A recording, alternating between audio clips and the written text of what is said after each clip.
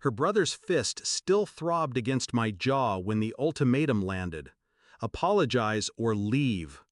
Everyone watched the bonfire, pretending not to hear.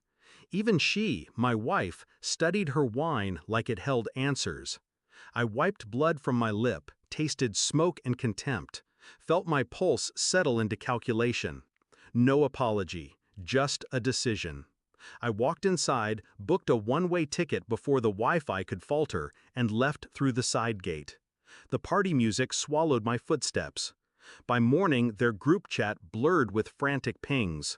"Where are you? Come back, we're family." I powered down the phone at 30,000 feet, the ridgeline shrinking beneath the wing. Too late.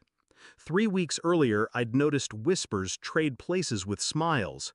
Private jokes clutched like contraband whenever I entered a room.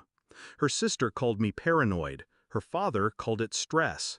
But stress doesn't forge duplicate apartment keys or hide debit alerts at 2 a.m. I traced small things instead of confronting big ones. Coffee charges 2 towns over, lipstick on receipts she never wore, an unfamiliar ringtone she silenced too fast. Denial tried to bloom. I pruned it with spreadsheets. Money doesn't lie, only people do. The reunion was supposed to reset us, they said. Lakeside cabins, kumbaya, drunken toasts. Instead, the brother provoked. The cousins laughed. The sisters circled like sharks. I took the bait, words sharp, truths blurted. They chose sides, not mine. In the new city, I rented a studio overlooking freight tracks. Noise kept thoughts orderly. While they spammed voicemail, I audited our shared cloud. Found hidden folders, vacation selfies with a friend from yoga, rental contracts signed in my absence, a draft prenup revision naming me liability. I hired a quiet investigator, not for revenge, for clarity. He confirmed the affair, traced shell companies funneling marital assets into an LLC under her maiden name. The family helped. Of course they did. Each discovery cooled me further. Steel poured into veins once warm. I opened a separate account, moved my paycheck, froze joint credit, and scheduled alerts on every property deed. No confrontation yet. Numbers first, emotions later, if at all. A week later, the investigator delivered a manila envelope. Hotel security footage.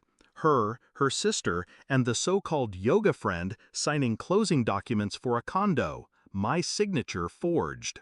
I sent a single group email with attachments, subject line, audit findings. No body text.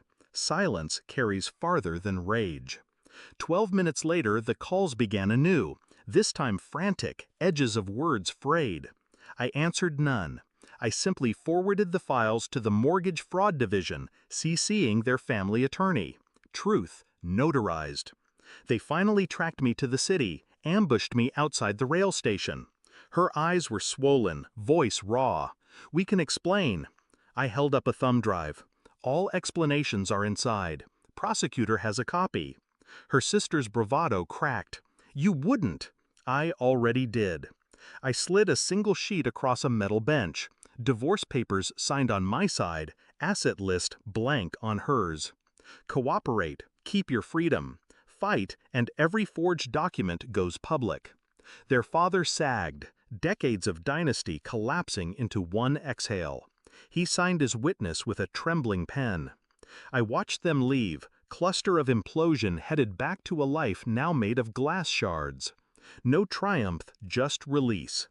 That night, freight trains screamed past my window, drowning the final buzz of a phone that would soon be recycled. Some ties sever with blunt force. Others dissolve the moment you choose a departure gate without a return flight. I slept soundly, the steady clatter of rails reminding me, leaving is sometimes the loudest verdict of all.